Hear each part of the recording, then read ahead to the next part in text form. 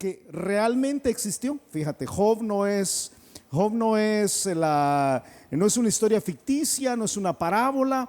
Fue un hombre interesante. Su nombre, no sé si sabes qué quiere decir su nombre. Su nombre quiere decir uno perseguido. Uno perseguido. Y todo el libro de Job de alguna forma habla de la circunstancia terrible que la atravesó. Ahora, déjame darte un par de puntos de referencia solo para que entiendas lo importante, lo fabuloso de este libro. Número uno, este es casi sin lugar a dudas el libro más antiguo de la Biblia.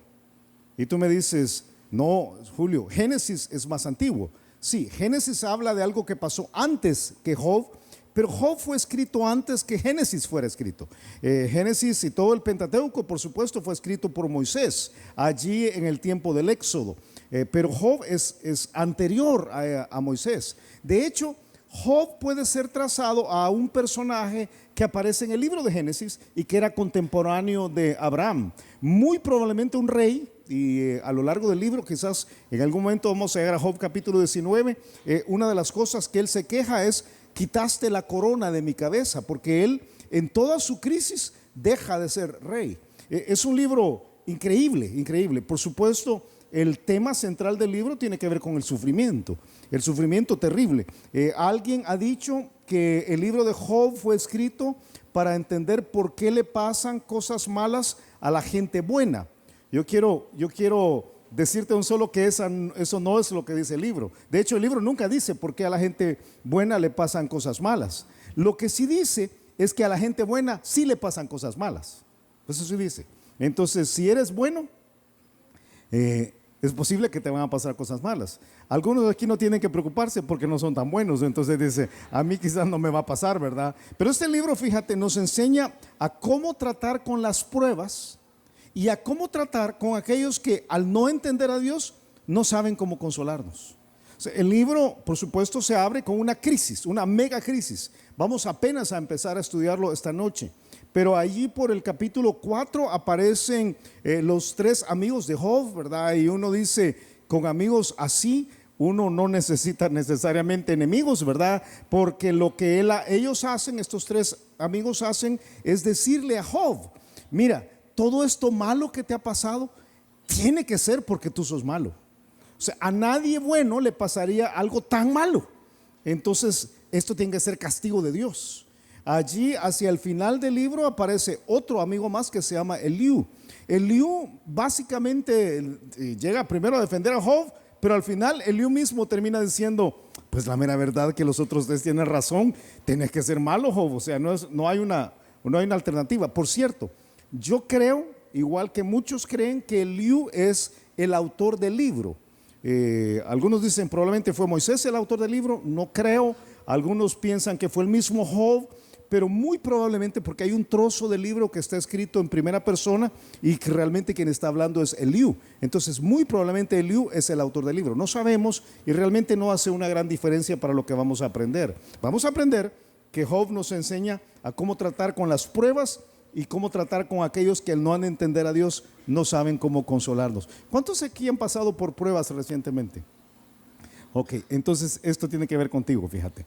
El libro plantea una serie de preguntas y al estar conversando con Steve decíamos, quizás no vamos a tratar cada pregunta del libro. Quizás en un par de años hagamos otra serie que se llame Otras 11 preguntas del libro de Job, ¿verdad? Pero estas 11 preguntas que posteamos ahora en las redes sociales son muy interesantes. Job capítulo 1 dice, ¿acaso me acerco a Dios solo porque me conviene? Esa es una pregunta que va a surgir. O sea, ¿por qué razón me acerco a Dios? Esa es la pregunta que vamos a contestar esta noche. Pero hay otras. ¿Por qué Dios permite que me sucedan cosas malas?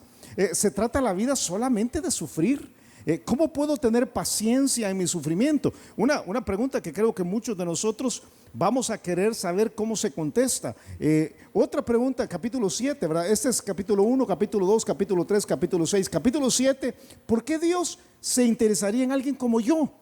Es una pregunta fabulosa que es contestada ahí en capítulo 7. ¿Qué puedo hacer para que Dios me acepte? Capítulo 9.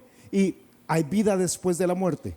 Uno de los temas del libro de Job es la muerte. vas a ver cómo de una forma recurrente Job se refiere a la muerte y los amigos de él se refieren a la muerte y Dios finalmente se refiere a la muerte. Otro en el capítulo 21 es: ¿por qué a los malos les va bien? ¿Alguna vez te has preguntado eso? ¿Por qué a los malos les va bien? Yo no sé si tú tienes a alguien cerca de tu vida que tú decís: hermano, ese malo, ¿verdad? Malo, malo, ¿verdad? Su hija se llama Malía, ¿verdad? Y él es de apellido Malacate, ¿verdad? Es uno de ese que es malo, pero le va bien. Le va bien, tiene un buen carro, tiene una buena casa, tiene salud, viaja, tiene el iPhone 18, ¿verdad? Y le va bien, le va súper bien. ¿Por qué le va bien si es malo? ¿No tendría Dios que castigarlo? Y vamos a responder por qué a los malos les va bien. Y hay unas preguntas últimas que vamos a tratar hacia el final de la serie que yo te animo que vengas cada semana. Pero estas últimas preguntas son tremendas. Una es capítulo 26. ¿Qué me preguntará Dios cuando me pida cuentas? Hay un pasaje en Job capítulo 26. Yo te animo a que en algún momento de estos días, al estar pasando por el proyecto 1189, quizás te adelantes y dale una revisada a Job capítulo 26. Hay unas preguntas ahí increíbles. Capítulo 31 es: ¿qué le diré a Dios cuando Él me pida cuentas? ¿Qué le voy a responder? Y finalmente, capítulo 38, que es la parte final del libro, es: ¿quién soy yo para cuestionar a Dios? ¿Quién soy yo para? ¿Alguna vez te han dicho: ¿y vos quién sos? ¿Quién te has creído? Bueno, así termina el libro de Job. El libro de Job es: hey, ¿dónde estabas tú cuando yo estaba creando todo lo que existe? O sea, ¿y por qué tú me estás cuestionando a mí por lo que yo hago? ¿Quién eres tú realmente? Y la respuesta que Dios da es fascinante. La que vamos a comenzar esta noche, Job capítulo 1, si estás buscando en tu Biblia, es una interrogante. La primera interrogante es una interrogante sobre nuestras motivaciones. Y la pregunta quizás podría traducirse para nosotros: ¿busco a Dios solo por lo que Él me da, o lo busco por ser Él quien es? Esa va a ser la pregunta. Y fíjate, quien va a hacer la pregunta esta noche es el diablo. El diablo va a cuestionar la vida de Job. Y él le va a decir a Dios, va a acusar a Job delante de Dios y le va a preguntar: mira, ¿y por qué te sirve Job? ¿Por qué Job tiene una relación contigo? El día de hoy preguntaría: ¿por qué viene a la iglesia? ¿Y por qué ora? ¿Y por qué está sirviendo en un ministerio? ¿Y por qué viene una noche de jueves? O sea, ¿por qué? ¿Qué es lo que Job quiere sacar? Y yo creo que entender el contexto antes de llegar a la pregunta es importante. Primero entendamos un poquito sobre la fe de Job. Los primeros versículos nos muestran a un hombre que es dichoso. Dichoso desde cualquier perspectiva. Es dichoso a causa de su fe, fíjate, a causa de su relación con Dios. Aunque este libro es, yo te decía hace un rato, es uno de los libros más antiguos, quizás unos 2000 años antes de Cristo, 1800 años antes de Cristo. La fe de Job es una fe muy desarrollada. Tiene algunos conceptos muy profundos en cuanto a quién es Dios y cómo Dios debe vivirse de una manera sistemática. Y lo que resulta para Job es en una vida plena. Y yo te digo algo sobre la vida plena. La vida plena es el producto natural de estar conectado con Dios. Todo lo que te voy a leer en unos momentos sale de la relación de Dios, de Job con Dios. Job capítulo 1, versículo 1 dice así, dice: hubo en la tierra de Uz un varón llamado Job, y era este hombre perfecto y recto, temeroso de Dios y apartado del mal. Qué introducción del Espíritu Santo para este hombre. Te voy a decir qué va a pasar con este hombre que es perfecto y recto, temeroso de Dios y apartado del mal. Vas a ver en unos instantes que toda su vida funciona muy bien, porque así sucede cuando alguien está conectado con Dios. La vida de forma natural funciona muy bien. El libro de Eclesiastés dice en el capítulo 8, versículo 12: aunque el pecador haga mal 100 veces y prolongue sus días, con todo, dice Salomón en este caso, yo también sé que ¿qué va a pasar con los que temen a Dios? Les irá bien. Quizás solo eso vas a aprender esta noche, pero hay más que aprender, no te preocupes. Pero yo puedo decirte algo, si alguien vive de acuerdo a los principios de Dios, la vida naturalmente sale bien. Pero me vas a decir, pero Job va a ser probado. Sí, va a ser probado, lo cual es una influencia externa a su realidad. Pero la vida normal de un creyente que vive de acuerdo a los principios de Dios es una vida buena. Es una vida buena, es una vida que tiene diferentes tipos de prosperidad. Por eso la Biblia utiliza en tantas ocasiones la idea de bienaventuranzas. Todos oído esa palabra, ¿verdad? Bienaventurados los mansos, bienaventurados los que tienen hambre y sed de justicia. Bienaventurados. ¿Te acuerdas qué quiere decir bienaventurado? Bienaventurado quiere decir que la aventura es buena, eso quiere decir, ¿verdad? Le va bien en su aventura. Pero una forma más simple de entenderlo es feliz.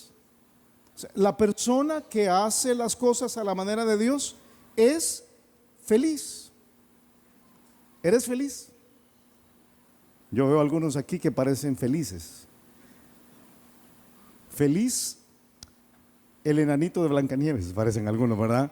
Eres feliz, porque esa es la forma lógica de vida de un creyente que vive de acuerdo a la fe de Dios. Dice Santiago capítulo 1 versículo 25, el que mira atentamente en la perfecta ley, la Biblia, la de la libertad, y persevera en ella, no siendo oidor olvidadizo, sino hacedor de la obra, este será feliz, le va a ir bien, el matrimonio va a salir bien, los negocios van a salir bien, la familia va a salir bien. Va a ser feliz en todo lo que hace. Vamos a ver en unos momentos que para Job es una cuestión de causa y efecto. Hacer las cosas a la manera de Dios funciona siempre. Y Job tiene esta forma de relacionarse con Dios que es descrita ahí de 4 maneras: perfecto, recto, temeroso de Dios y apartado del mal. Muy interesante, porque todo esto va a dar la fortaleza espiritual de Job. Fíjate, esos 4 términos, quizás no vas a aprender toda la parte de hebreo esta noche, pero te la dejo aquí, porque los 4 términos tienen su equivalencia para nosotros. La palabra para perfecto, la palabra tam en hebreo quiere decir completo. Este era un hombre íntegro en el sentido no íntegro moral, era íntegro que no le faltaba nada. Si tú hubieras ido a conversar con Job y le hubieras preguntado: Job, ¿cómo te va en la vida?, él te habría dicho: me va bien. ¿Y en qué te va bien? En todo, en todo. A mí me va bien en las finanzas, va a decir en unos momentos, me va bien en la familia, me va bien en la salud, me va bien hasta con la esposa, que después tú sabes, la esposa de Job es la mujer que el diablo no se quiso llevar, ¿verdad? Un poco complicadita esta mujer, pero dice: me va bien. Y me va bien, dice, porque yo tengo una vida recta. La palabra para recta, la palabra yashar, quiere decir derecho, y literalmente quiere decir que anda erguidamente. O sea, y alguien diría: ¿por qué anda erguidamente? Porque él no tiene nada que esconder. No habla necesariamente que va en una línea recta. Está diciendo: es una persona que puede tener la frente en alto porque su vida es recta, no tiene nada que esconder. Dice que es temeroso de Dios, y la palabra que le describe es alguien reverente, que respeta a Dios y que es apartado del mal. Muy interesante la palabra en hebreo aquí, sur, quiere decir se ha escapado del mal. O sea, este hombre ha dado los pasos necesarios para huir de lo malo. Por supuesto, si alguien toma esa decisión, su vida va a ser muy buena. Julio, ¿quiere decir que Job no cometía errores? ¿Crees que cometía errores? Claro que cometía errores. La palabra en la Biblia perfecto nunca describe a alguien que no tiene errores, sino que describe a alguien maduro para vivir la vida de la forma correcta. Una buena forma de entenderlo está en 2 Timoteo capítulo 3. Toda la escritura es inspirada por Dios y útil para enseñar, para redarguir, para corregir, para instruir en justicia, a fin de que el hombre de Dios sea perfecto. Y entonces nos enseña que es ser perfecto, enteramente preparado para toda buena obra. Es una persona madura. Entonces Job era un hombre maduro. ¿Sabes qué le produjo a Job esto? Le produjo ganancia económica. En el versículo 2 nos va a hablar un poco de sus hijos, pero yo los voy a dejar un ratito de lado. Pero dice: le nacieron 7 hijos y 3 hijas. Versículo 3 dice: su hacienda o sus posesiones, diríamos nosotros, y está expresada a la usanza de aquella época. No está expresada por dólares, está expresada la cantidad de dinero que él tenía, el caudal que tenía por medio de posesiones. En aquella época el que más dinero tenía, la persona más acaudalada, tenía más ovejas, tenía más vacas, tenía más medios de producción, ¿verdad? Ahora yo sé que ninguno aquí tiene vacas en la casa, ojalá, pienso yo, ¿verdad? Pero él había, si lo podemos poner en nuestro forma de hablar, él había tenido un florecimiento económico sustancial, sustancial. Y déjame decirte que es una combinación de la buena mano de Dios y de hacer las cosas a la manera de Dios. Porque Dios te puede dar mucho dinero y tú lo despilfarras. ¿Sí o no? ¿Te ha pasado alguna vez? ¿Te ha pasado? ¿Qué pasó con el aguinaldo? Eso precisamente me dices. O sea, Dios me prosperó, pero yo no lo usé bien. Job hacía las dos cosas. Entonces dice el versículo 3, su hacienda, su cantidad de dinero que tenía, era 7,000 ovejas, 3,000 camellos, 500 yuntas de bueyes, 500 asnas y muchísimos criados. Y dice, era aquel varón más grande que todos los orientales. Job era el Carlos Slim de su época, el Bill Gates de su época, el Warren Buffett de su época. Era, pensando en El Salvador, era, yo no sé, el César Mónico de su época, ¿verdad? Yo no sé, ¿verdad? Era el que tenía plata, ¿verdad? No está César aquí hoy en la noche, pero era el que tenía mucho dinero. Y entonces dice, le iba requete bien. Y yo creo que es la combinación de dos cosas, la buena mano de Dios y el buen uso del dinero que Dios le daba. Y dice el libro de Proverbios capítulo 21 que tesoro precioso y aceite hay en la casa del sabio, pero que el hombre insensato todo se lo gasta, ¿verdad? Dios le da la plata a alguien y entonces la persona sabe cómo mantenerla. Esta es la historia de Job. Él tenía fortaleza espiritual, había florecido económicamente, tenía una familia buena. Yo te voy a decir algo de la familia de Job, porque aparece al principio del libro y aparece al final del libro. Esta familia de Job no era perfecta, pero era una familia feliz. Y yo creo que eso es lo que debemos aspirar todos los que estamos acá, ¿verdad? No hay familias perfectas, yo puedo garantizártelo. Estoy seguro que tú eres parte de una familia altamente imperfecta, ¿sí o no? ¿Sí o no? La gran pregunta es si eres parte de una familia feliz. Los 10 hijos de Job, 7 hijos y 3 hijas, se llevaban bien. Fíjate qué tremendo. Ese es el anhelo de cualquier papá. ¿Cuántos aquí tienen hijos ya grandes? Hijos ya grandes. Ok, ¿quieres tú que se lleven bien? ¿Se llevan bien? No, o sea, yo he conocido familias que cuando el hermano entra, cuando el hermano entra por una puerta, el otro sale por la otra, ¿verdad? Y es qué barbaridad.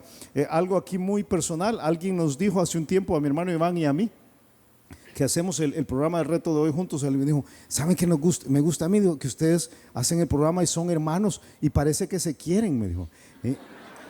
Y yo dije, yo lo quiero, pero él es pura fachada, le dije, la mera verdad. Y entonces acto seguido nos dijo esta persona, yo no podría hacer un programa así con mi hermano, porque no nos llevamos bien. Fíjate cómo describe la relación de los hermanos, de los hijos de Job, la Biblia. Mira, versículo 4 dice, e iban sus hijos y hacían banquete en sus casas, cada uno en su día. Muy probablemente está diciendo en su cumpleaños, muy probablemente. Es un debate en cuanto a la forma como es usado el texto. Quizás es en su cumpleaños, pero dice que cada uno lo hacía en su día. Y enviaban a llamar a sus 3 hermanas para que comiesen y bebiesen con ellos. Qué bonito, ¿verdad? Qué bonito. Qué bonito es que tu hermano te llame y te diga, mira, ¿qué vas a hacer el domingo? Pues nada, venite a comer, aquí hay una carne asada, ¿verdad? Ay, ¿qué llevo? Nada, no te preocupes. Qué bonito, ¿verdad? Qué bonito. Para que lo oiga Iván aquí otra vez, ¿verdad? Qué bonito, ¿verdad? Qué bonito. Y dice que no eran perfectos. Porque el mismo Job, como todos los papás que estamos aquí, uno tiene temor de los errores de los hijos. ¿Sí o no? Tú amas a tus hijos y tú sabes Tú sabes que son casi perfectos, pero que se parecen un poco a ti. Y entonces tienes la preocupación que van a cometer algunos errores. Era la preocupación de Job. Dice el versículo 5, dice: y acontecía que habiendo pasado en turno los días del convite, Job enviaba y los santificaba, y se levantaba de mañana y ofrecía holocaustos conforme al número de todos ellos. O sea, el día de hoy Job habría sido un hombre que constantemente está orando por sus hijos. Ojalá que sea la realidad de todos los que estamos acá. Pero dice: yo tengo la carga espiritual por mis hijos, porque decía Job: quizás habrán pecado mis hijos y habrán blasfemado contra Dios en sus corazones. De esta manera hacía. ¿Cuándo lo hacía? Todos los días. Mira, este hombre pleno, fortaleza espiritual, florecimiento económico, felicidad familiar. Y entonces en el libro de Job, un día se hace evidente que Dios se ha fijado en Job. Lo que vamos a ver ahorita es la clave del libro. Dice: Job tiene una vida buena, feliz. Y alguien podría decir: pues si Dios no se fija en mí, ¿verdad? Pero obviamente Dios se ha fijado en Job, al punto que una conversación entre Dios y Satanás sale a relucir Job. Y dice Job capítulo 1 versículo 6, dice: un día vinieron a presentarse delante de Jehová los hijos de Dios, ángeles, entre los cuales vino también Satanás. Te explico en unos instantes cómo funciona esto. Y dijo Jehová a Satanás: ¿de dónde vienes? Respondiendo Satanás a Jehová dijo: de rodear la tierra y de andar por ella. Y Jehová dijo a Satanás, fíjate, algunos piensan que Satanás llegó a acusar a Job. No. Quien habla primero de Job es Dios. Y le dice, mira, versículo 8: y Jehová dijo a Satanás: ¿no has considerado a mi siervo Job, que no hay otro como él en la tierra? Wow, qué tremenda opinión de Dios. Esta es la opinión de Dios. O sea, Dios está diciendo: entre toda la gente que hay aquí, ninguno como Job. Yo no sé qué diría Dios de ti. Yo al estar estudiando esto, tuve que pensar qué diría Dios de mí. Y yo puedo estar seguro de algo: no diría ninguno como él en la tierra. Pero de Job dice: ninguno como en la tierra. Esta es la opinión generalizada de la Biblia. Algunos recuerdan el pasaje en el libro de Ezequiel, en el cual se menciona la selección estrella de Dios, el Dream Team, le dicen algunos, de Dios. Hay 3 hombres en la Biblia que son superiores a todos los demás. ¿Te acuerdas quiénes son? Son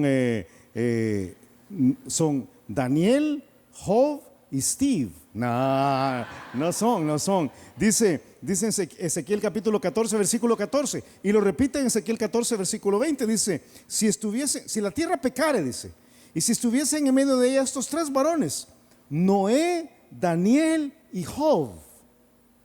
Wow. Noé, que construyó el arca; Daniel, que fue al foso de los leones; y Job. Son los 3 tremendos. Por cierto, 3 muy probados. Dice: ellos por su justicia librarían únicamente sus propias vidas, dice Jehová el Señor. ¿Sabe lo que está haciendo Dios? Dios dice: si escogiéramos a los mejores, a lo mejor de lo mejor, yo, dice Dios, escogería 3. Escogería a Noé, a Daniel y a Job. Pero ni ellos pueden ganar a los demás por su justicia. Okay, cuando está hablando Dios con Satanás, es Dios el que le dice a Satanás: mira, no te has fijado en Job.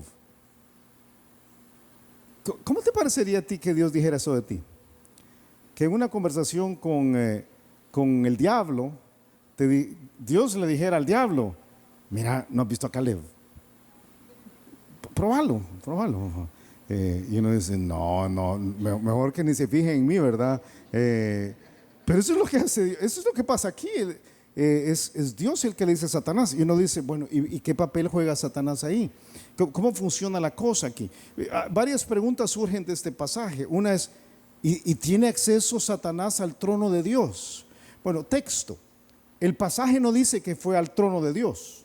Dice que llegaron a presentarse delante de Dios. No se sabe dónde fue. Quizás que Dios está constantemente acá en la tierra también. Entonces puede ser que vino. No sabemos. Todo es argumento de silencio. Y la otra pregunta es, ¿por qué venía de recorrer la tierra? Bueno, una pregunta es, ¿cómo es que viene entre los hijos de Dios? Es que los hijos de Dios son ángeles y él es un ángel caído. Y entonces de alguna forma logra llegar delante de Dios y dice, le pregunta a Dios a él, ¿y de dónde vienes? Vengo de recorrer la tierra, vengo de andar por ahí. Fíjate, yo estoy convencido que Satanás viene de recorrer la tierra por varias razones. En el Antiguo Testamento, la forma de reclamar posesión de algo era caminar la tierra. Es lo que dice el libro de Génesis y aparece en un montón de ocasiones. Dios le dice, en este caso a Abraham, levántate, ve por la tierra a lo largo de ella, camina la tierra a lo largo de ella a su ancho, porque a ti la daré. Yo estoy persuadido que lo que Satanás está haciendo en este caso, él está tomando posesión de este sistema de cosas, de este mundo, porque aunque no nos guste, quien está en control de este sistema de cosas es el diablo. Es el diablo. La Biblia lo dice en varias ocasiones. Se lo dice el mismo diablo a Jesús cuando lo va a tentar. Le dijo el diablo, a ti te daré toda esta potestad. Le está mostrando todos los reinos del mundo. Le dice, a ti te daré toda esta potestad y la gloria de ellos. ¿Por qué? Por si estás muy metido en política y piensas la política es de Dios. La política no es de Dios. La política es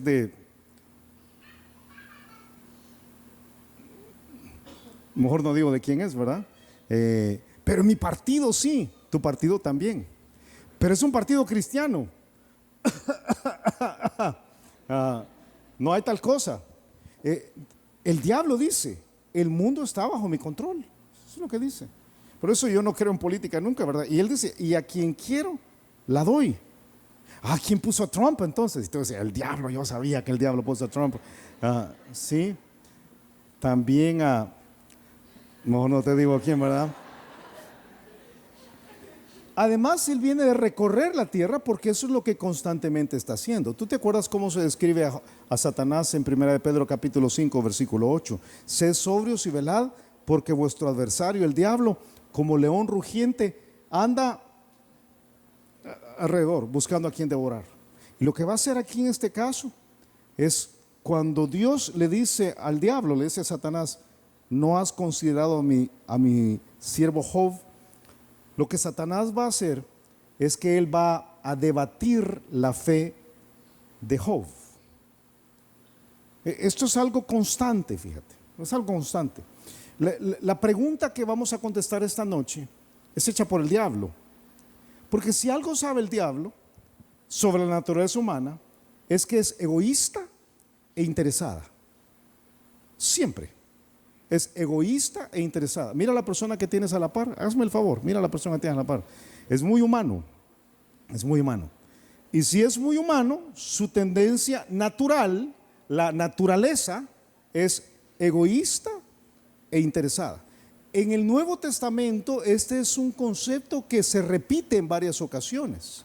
Dice el libro de Filipenses capítulo 3, hablando de algunos que profesan ser cristianos, dice, el fin de los cuales será perdición, cuyo Dios, con D minúscula, es el vientre. ¿Qué quiere decir eso, Julio? Quiere decir que todos viven para sí mismos, para sus sentimientos, para sus emociones y para ser llenos. ¿Sabes que hay una forma en filosofía de llamar a alguien que vive constantemente para sí mismo, que es pancismo? Pancismo de panza, literalmente. Algunos aquí lo padecen, ¿verdad? Pero tienen pancitis realmente, que es otra cosa. Pancismo es quien vive para su vientre constantemente y cuya gloria es su vergüenza, que solo piensan en lo terrenal. La acusación de Satanás para Job va a ser, él es mundano, él no tiene ningún interés en ti. La expresión es dada en Salmos capítulo 17 también. Habla de los hombres con tu mano, Jehová, de los hombres mundanos. Tú sabes que los cristianos evangélicos a menudo creen que una persona mundana es el que se emborracha y que, yo no sé, ¿verdad? Se emborracha y fuma marihuana, ¿verdad? Y tiene otras mujeres, ¿verdad? Y va con el Real Madrid, yo no sé, ¿verdad? Esta clase de cosas. Hoy perdió el Barça, ¿verdad? Qué dolor. Pero Pero los hombres mundanos no son descritos así en la Biblia. Los hombres mundanos, dice la Biblia, que son aquellos cuya porción la tienen en esta vida. O sea, viven para este sistema de cosas. Llámales materialistas, si tú quieres. Pero todo lo que piensan es, ¿cómo saco algo para esta vida? Y si puedo sacarle algo a Dios, mejor. Mejor. Un creyente mundano, materialista, tiene una relación con Dios para ver qué le da Dios a él. Fíjate cómo dice, de los hombres mundanos, cuya porción la tienen en esta vida y cuyo vientre, cuya panza, vimos hace un rato, está lleno. ¿De qué está lleno el vientre? Del tesoro de Dios. O sea, se han acercado a Dios para ver qué le sacan a Dios. Y eso es precisamente, dice, sacian a sus hijos y aún sobra para sus pequeñuelos. Él va a hacer la pregunta. Él nos va a hacer que nosotros nos hagamos la pregunta. Y yo busco a Dios solo por lo que Él me da, o lo busco por ser quien es Él. Pregúntate, porque todos nosotros nos regocijamos con las bendiciones de Dios, pero la acusación de Satanás es esa precisamente. Fíjate, mira cómo lo dice versículo 9. Respondiendo Satanás a Jehová, cuando le dice, ahí está Job. Lo que viene, fíjate, es una acusación que no nos sorprenda, porque esa es la tarea principal del diablo. Yo sé que muchos pensamos el diablo anda tentándonos y yo te recuerdo una verdad que hemos estudiado en otros momentos, no es nuestro objetivo en esta ocasión. El diablo es uno, solo uno. O sea, Satanás, probablemente nunca va a tener nada que ver con nosotros. Satanás. Pero él tiene un sistema diabólico que está debajo de él, que está con sus demonios, ángeles caídos, que están constantemente atacándonos. Y muchos creen que esa es como la tarea de ellos, pero la tarea principal que es descrita por parte de la Biblia es que Satanás está constantemente acusándonos. El libro de Apocalipsis dice, Apocalipsis 12:10, entonces oí una gran voz en el cielo que decía, ahora ha venido la salvación, el poder y el reino de nuestro Dios y la autoridad de su Cristo, porque hay un Cristo que no es el Cristo de Dios, el anticristo, porque ha sido lanzado fuera el acusador de nuestros hermanos, el que los acusaba delante de nuestro Dios día y noche. En este momento, fíjate, en este momento que nosotros estamos conversando aquí, en este momento, Satanás está acusándonos delante de Dios. Cada cosa que él puede señalar de nuestra naturaleza humana, él la lleva delante de Dios y dice, mira. Y en el caso de Job, por tener una fe tan profunda, lo que él le dice es que este es un creyente mundano. Lo que él hace se aprovecha de ti en los tiempos buenos, dice el versículo 9. Respondiendo Satanás a Jehová dijo, ¿acaso teme Job a Dios de balde? ¿No le has cercado alrededor a él y a su casa y a todo lo que tiene? Al trabajo de sus manos has dado bendición. Por tanto, sus bienes has aumentado sobre la tierra. Fíjate, Satanás le dice tres cosas a Dios. Le dice, le has dado protección, le has dado prosperidad y le has dado provisión. ¿Son cosas que queremos, sí o no? ¿No es eso por lo que oras tú a menudo? Señor, cuídame, guárdame, protégeme. ¿Es malo que Dios nos proteja? No, claro que no. ¿Es la prosperidad, bueno, es la provisión algo que queremos, sí o no? Pues, todos. ¿Y quisiéramos prosperidad financiera? Porque es lo que está diciendo en este caso. Claro que sí. Pero en este caso lo que le dice Satanás a Dios es, ¿por qué te ama Job? ¿Te ama porque le das cosas? ¿O te ama porque tú sos Dios? ¿Por qué te ama Job? Buenísima pregunta para nosotros. Dice, ¿tú crees que te ama de balde? ¿Entiendes esa expresión? De balde. De balde, casi no lo usamos ya, ¿verdad? Pero de balde quiere decir, voy a usar una expresión ahora salvadoreña, de choto, por gusto, de gratis. Está usado en varias ocasiones en la Biblia, solo para que entiendas. Dice Génesis capítulo 29, la relación, en este caso entre Labán y su yerno. Dijo Labán a Jacob, por ser tú mi hermano me servirás de balde. Y entonces la respuesta es, no, no me vas a servir de balde. Dime entonces cuál será tu salario. En otras palabras, si tú sirves ad honorem o gratis o porque amas a alguien, estás sirviendo de balde. Pero nadie casi trabaja de balde. O sea, todo el mundo se trabaja porque yo hago algo porque me dan algo a cambio, ¿verdad? Quid pro quo, si tú quieres usar el término latino, ¿verdad? El latín, yo doy algo y recibo algo. Entonces está diciendo, Satanás le está diciendo a Dios, pues si Job te adora porque tú lo tenés bien. Eso es todo, eso es todo. Malaquías capítulo 1 dice que es algo que Dios desecha. Dios, fíjate, Dios quisiera que le sirviéramos de balde. Solo porque lo amamos. O sea, no porque Él nos da algo. ¿Quién también hay de vosotros que cierre las puertas? Está hablando a sacerdotes. O alumbre mi altar de balde. Yo tengo complacencia en vosotros. Yo no tengo complacencia en vosotros, dice Jehová de los ejércitos. Ni de vuestra mano aceptaré ofrenda. Hay una ilustración que yo he utilizado a través de los años al explicar esto, porque creo que es la mejor forma de entenderlo. Es sobre un abuelito y su nietecito. Y entonces un día el abuelito le dice al nietecito, tú has escuchado la ilustración, estoy seguro, le dice al nietecito, ¿has oído la ilustración? Pues ya no se las cuento. No, ¿cómo no? No. El abuelito le dice al nietecito, hijo, ¿quieres ir al parque? Y el nietecito inmediatamente le dice, ¿y me vas a comprar un helado? Le dice, un sorbete. Entonces dice que el abuelo, al escucharlo, se le queda viendo al nietecito, se da la vuelta y se va. Ya no le dice nada, se va. Dice que el nieto se queda pensando, se peló mi abuelo, ¿verdad? Ya le está llegando el alemán. Y dice que allá como a las 2 horas regresa el abuelo. ¿Y saben qué trae en la mano? O sea, un micrófono, no trae en la mano un sorbete. Y entonces le dice el niño, abuelito, ¿por qué te fuiste? Yo quería ir contigo al parque.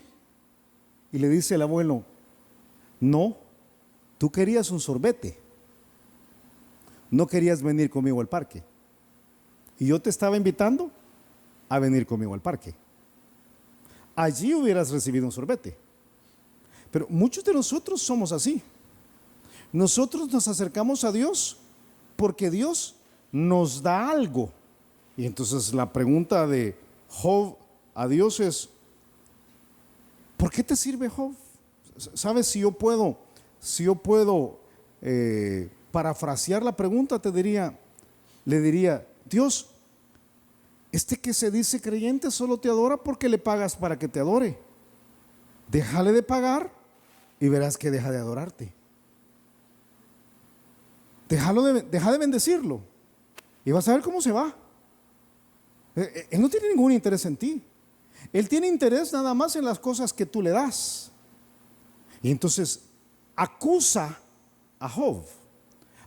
Y yo creo que lo hace por entender la naturaleza humana. Solo que, como vas a ver en el resto de la historia, este libro nos muestra cómo Satanás entiende nuestra naturaleza, pero no nos conoce individualmente. Job va a probar que él no está en lo correcto, que él tiene más interés que solamente lo que Dios le da. Pero el argumento de Satanás es, mira, se aprovecha de ti porque le estás dando. Y dice en el versículo 11, se va a apartar de ti cuando venga el tiempo malo. Ya vas a ver, le dice. Mira, le dice versículo 11, pero después de haber dicho, pues si tú lo has cuidado, dice, pero extiende ahora tu mano y toca todo lo que tiene. Job va a ser probado en 2 ocasiones, Job capítulo 1 y Job capítulo 2. Job capítulo 1 no va a ser probado en él. Job capítulo 2 va a ser probado su cuerpo. Lo que vamos a ver en unos momentos no tiene que ver con su salud, tiene que ver con sus posesiones, con sus relaciones, con su influencia. Y entonces viene Satanás y le dice, toca todo lo que él tiene. Y dice en el versículo 10, dice, y verás si no blasfema contra ti en tu misma presencia. Entonces, si lo quebrantas, vas a ver que de lo que está hecho. Muy interesante la parte lingüística. La palabra para blasfemar ahí es la palabra barak. Algunos aquí están estudiando en el seminario, entonces saben un poco de hebreo. Ok, la palabra barak quiere decir bendición. Pero en este caso, los traductores de la Reina Valera nos han hecho el favor de traducirlo como blasfemia. ¿Y por qué es? Porque en algunas ocasiones, cuando el personaje que está hablando usa de sarcasmo, entonces se traduce, la misma palabra se traduce de la forma totalmente opuesta. ¿Sabes qué le está diciendo? Está diciendo, mira, toca lo que tiene, tráelo realmente, tráelo a la realidad de la vida, de lo que es vivir sin ti, y vas a ver cómo se arrodilla delante tuyo. Eso es puro sarcasmo, es puro sarcasmo. Aparece en Job capítulo 2 versículo 9, la misma palabra. La mujer de Job le dice, aún retienes tu integridad después de que lo toca en el cuerpo. Barak a Dios, maldice a Dios y muérete. El mismo término está usado en Salmo 103. Bendecid a Jehová vosotros todas sus obras en todos los lugares de su señorío. Bendice, Barak, alma mía Jehová. La palabra correcta quiere decir bendecir, pero en este caso el diablo está siendo sarcástico, está diciendo, tócalo y vas a ver cómo sale corriendo. Porque esa es la realidad de un creyente mundano. Él está acusando a Job de ser un creyente mundano. Está diciendo, él solo está aquí por lo que tú le das. El día que tú ya no le des trabajo y ya no le des dinero y le apartes a los amigos, y el día que no le des la novia que él quisiera tener y no le des el viaje que él ha querido, y el día que él no tenga la ropa que él quisiera, y el día que él no tenga la prosperidad financiera, ese día se va a ir porque no tiene ningún interés en ti. Dice el libro de Mateo que esa es una verdad en algunos casos. El que fue sembrado en pedregales, ¿te acuerdas de la parábola del sembrador? Este es el que oye la palabra y al momento la recibe con gozo, pero no tiene raíz en sí, sino que es de corta duración, pues al venir la aflicción o la persecución por causa de la palabra, luego tropieza. Satanás acusa delante de Dios a Job diciendo, es un hombre mundano, se aprovecha de ti en los tiempos buenos, pero se va a apartar de ti en los tiempos malos. ¿Sabes qué debemos hacer? Tocarlo.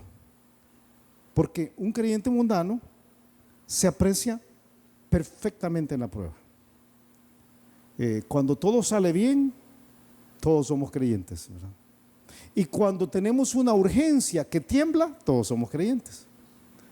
Pero cuando ya Dios no nos da lo que nosotros quisiéramos, ahí ya no. ¿Sabes qué le dice Dios al diablo? Probémoslo. Probémoslo. A mí me enseña algo de Dios aquí por el versículo siguiente, el versículo 12. Dijo Jehová a Satanás, que esto tiene que ser la frase más terrible de toda la Biblia: he aquí todo lo que tiene está en tu mano, solamente no pongas tu mano sobre él. Y salió Satanás de delante de Jehová. Probalo. Yo creo que este mismo tipo de conversación, quizás a otro nivel, se ha dado para las pruebas de nosotros. En alguna ocasión, el diablo, uno de sus demonios, ha dicho: Julio es un creyente mundano, supongo que lo tenés bien, pero tenelo mal y vas a ver lo que pasa. Y vas a ver cómo él te abandona inmediatamente. Ha dado tu nombre. ¿Y sabes qué ha dicho Dios en ese caso? Dios ha dicho: probémoslo. Y lo que viene es la prueba. Ahora uno dice: qué terrible. Dos cosas te hago pensar. Número uno es que al probarte, Dios confía en ti. Dios apuesta por ti. Qué tremendo pensamiento eso. El diablo solo encuentra cosas malas en Job, Dios solo encuentra cosas buenas. Dios dice: este es hombre, mira, no hay otro como él, perfecto, recto, él me teme a mí de plano. El diablo dice: no, es mundano. Entonces él dice: tranquilo, yo te voy a dejar probarlo porque yo confío en Job. Sabes que cuando eres probado, Dios está confiando en ti. Dios está confiando en ti. Y tú dices: pero que no confíe tanto. Porque qué tremendo. Tranquilo, no te preocupes. Dice 1 Corintios 10: no os ha sobrevenido ninguna tentación que no sea humana, pero fiel es Dios, que no os dejará ser tentados o probados, la misma palabra, más de lo que podéis resistir. Tranquilo, Lo que vamos a ver en unos momentos, Dios sabía que Job podía resistirlo, aunque es complicado, sino que dará también juntamente con la tentación la salida para que podáis soportar. Entonces viene la pregunta: ¿acaso te acercas a Dios solo porque te conviene? Porque viene la prueba. Fíjate, servir a Dios, tener una buena relación con Dios te hace dichoso, pero el diablo va a probar tu fe, va a disputar tu fe, va a debatir tu fe y va a acusarte. Y entonces la prueba va a demostrar de qué estás hecho. Los versículos siguientes, versículos 13 al 22, son la primera de las crisis de Job. ¿Por qué? Y alguien todavía podría preguntar: pero Julio, ¿por qué es necesaria la prueba? Es la manera de descubrir la intensidad de tu fe. Es observar tu reacción en el día malo. Quiero que notes algo, versículo 13. Dice: y un día, todo lo que te voy a leer ahorita pasó en un día. Un día. ¿Cuál ha sido tu peor día? No quiero ni pensar en eso, Julio.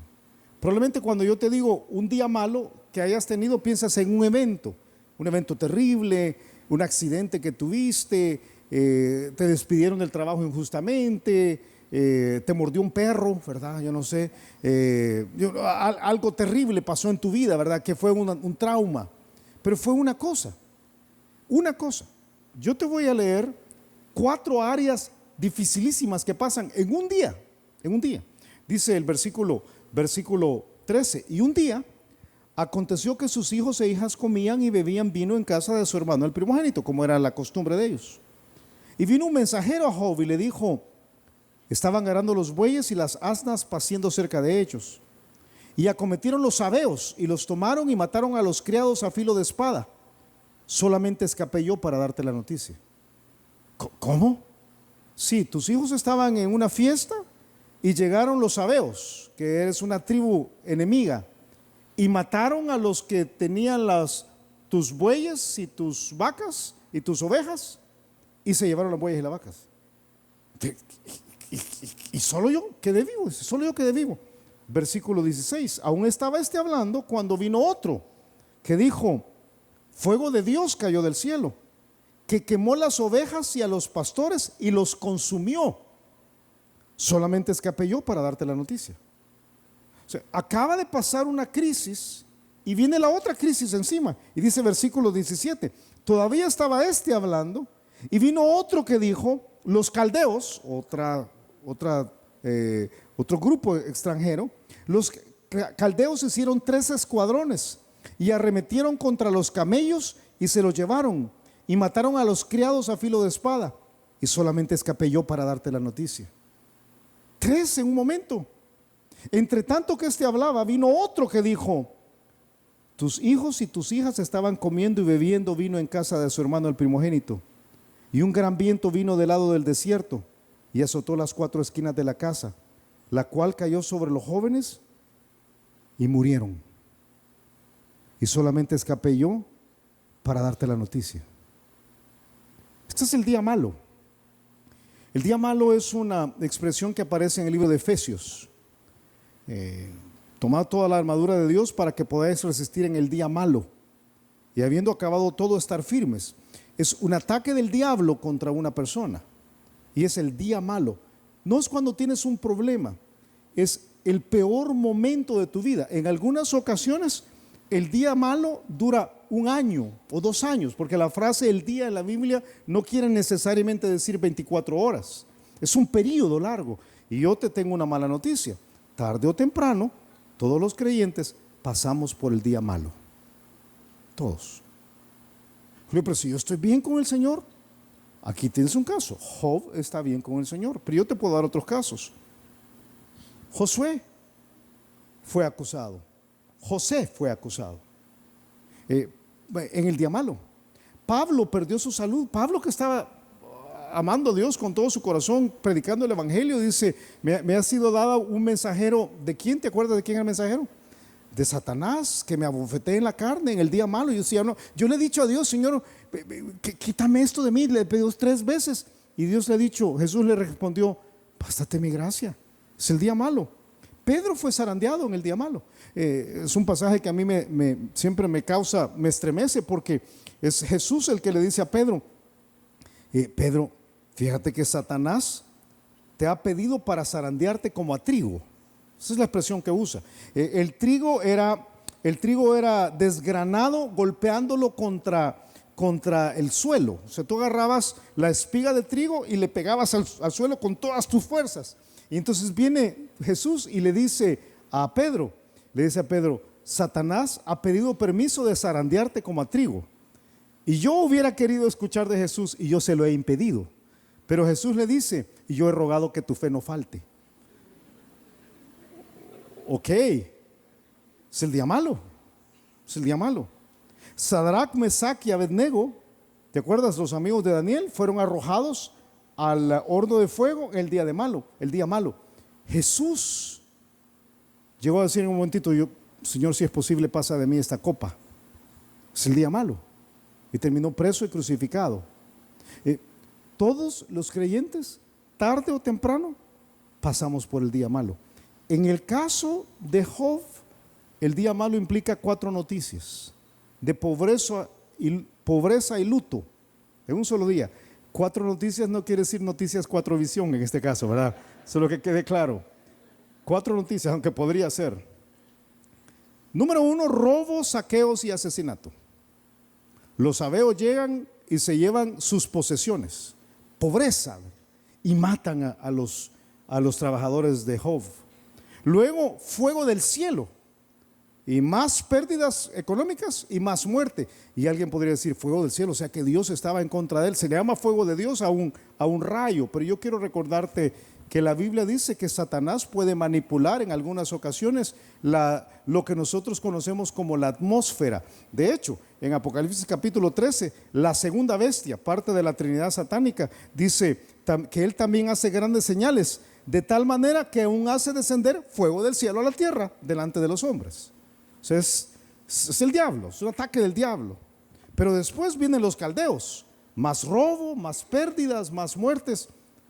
Y finalmente un tornado. Yo no sé si tú lo viste, pero en el versículo 19 dice que un gran viento vino del lado del desierto y azotó las 4 esquinas de la casa. ¿Cómo puede algo azotar las 4 esquinas de la casa? Si viene un viento, viene de un lado nada más, ¿verdad? A no ser que sea un tornado. Y literalmente un tornado se pone sobre la casa de ellos y sus 10 hijos mueren. Yo estaba leyendo ahora, yo no sé si yo podría soportar la muerte de uno de mis hijos. Tengo 3, pero la muerte de los 3 y la muerte de 10 es terrible. Yo creo que algo debemos entender de la realidad de Job. Los humanos somos frágiles. Todo lo que tenemos se puede acabar así. Todo. Tus cosas, tu casa, tu carro, tu familia, así. Una de las lecciones del libro de Job es la fragilidad humana. Dice Salmos capítulo 39, hazme saber, Jehová, mi fin, y cuánta sea la medida de mis días. Sepa yo cuán frágil soy. Somos frágiles. Ahora, notemos la fidelidad de Job, porque es frágil, pero es fiel.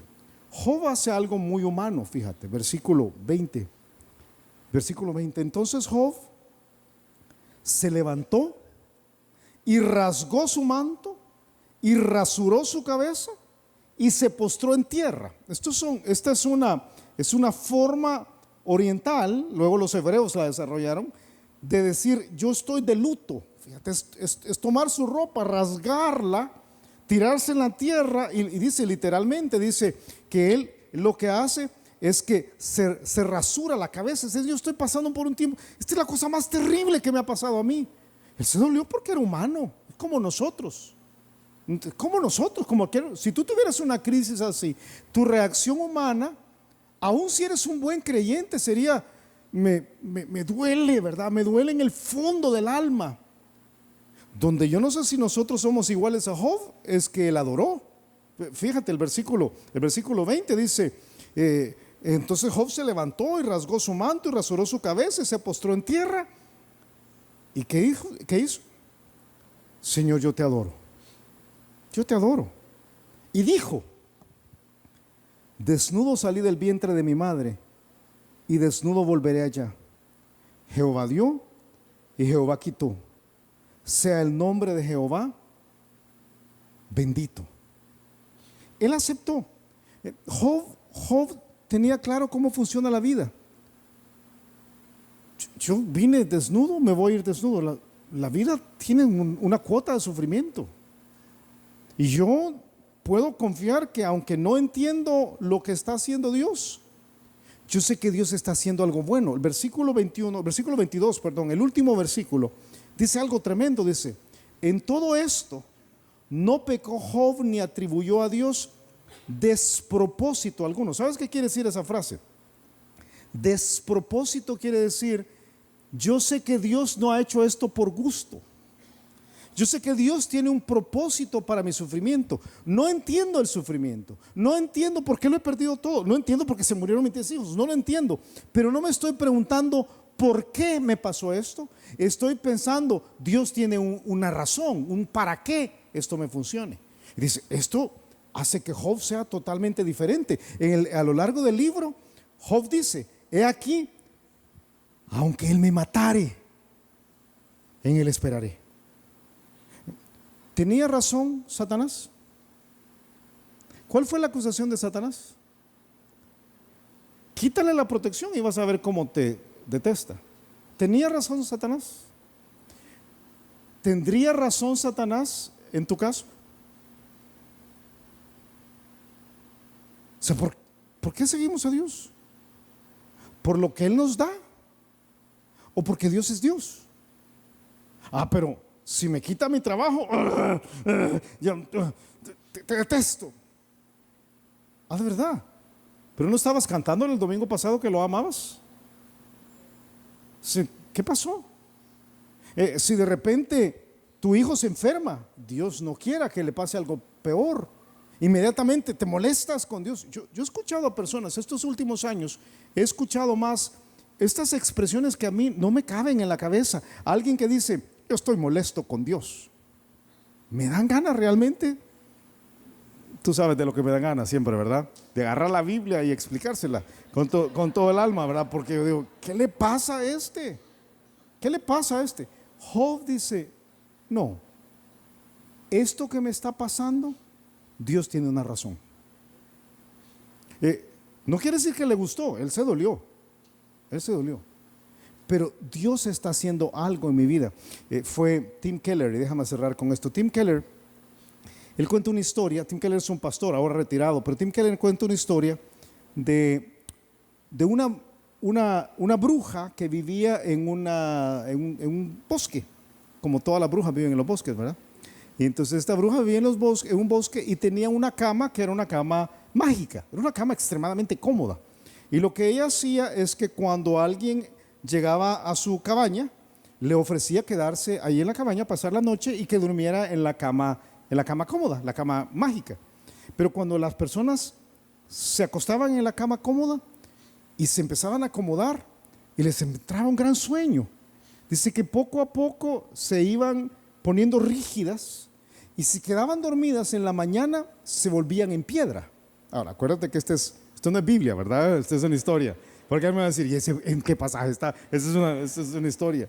Y entonces, luego la bruja lo tomaba y lo llevaba a su santuario. Ella tenía un santuario de todas las personas que había atrapado así. Dice que había una doncella, una chiquilla que trabajaba con ella. Dice que un día llegó un joven apuesto, así como ninguno de los que están acá, ¿verdad? Y entonces llegó este joven apuesto. Dice, cuando ella lo vio, porque dice que esta doncella le cargaba ver lo que pasaba siempre. Y ella dijo, no, en este caso yo no voy a permitir. Dice que cuando él se iba a acostar, antes de que él se fuera a acostar, fue poner un montón de palos y piedras tan puyudas como pudiera, ¿verdad? Y entonces él se acostó y no se podía dormir, se sentía incómodo, entonces quitaba una piedra y había una rama más abajo y quitaba la rama, ¿verdad? Había un palo, ¿verdad? Con un clavo, y dice que llegó a la madrugada y ya no pudo dormir y se levantó, y en la mañana cuando ya se iba a ir, le dice: ¿quién arregló la cama? Le dice él a ella, y él dice: yo la arreglé. Y le dice el hombre: ¿cómo pudiste? ¿Cómo pudiste hacerme eso? Le contestó la chica: la miseria que conoces ahora no se parece en nada a la miseria infinitamente mayor que sin mí habrías tenido. Esos fueron mis palos y piedras de amor. Eso es lo que Dios hace. Tus pruebas son los palos y piedras de amor de Dios. No, pero no me... Eso es lo que hace increíble Job. Job dice: yo adoro a Dios porque lo conozco. Yo sé que Él no me va a dejar tirado. En las pruebas vas a conocer cuánto conoces a Dios. Si estás pasando por pruebas, pregúntate: ¿por qué adoro a Dios? ¿Lo adoro porque Él me da y me saca de las pruebas? ¿O lo adoro porque Dios es Dios y me ama? El diablo dirá: es mundano, solo por lo que sacas. La prueba va a revelar lo que realmente pasa. Vamos a orar. Te pido que agaches tu cabeza, cierres tus ojos. Padre, gracias, Señor. Gracias por este trozo. Nosotros nos ponemos en tus manos, Señor. Pedimos de ti. Yo quiero hacer dos invitaciones para terminar en esta actitud de oración. Una es para ti que eres creyente.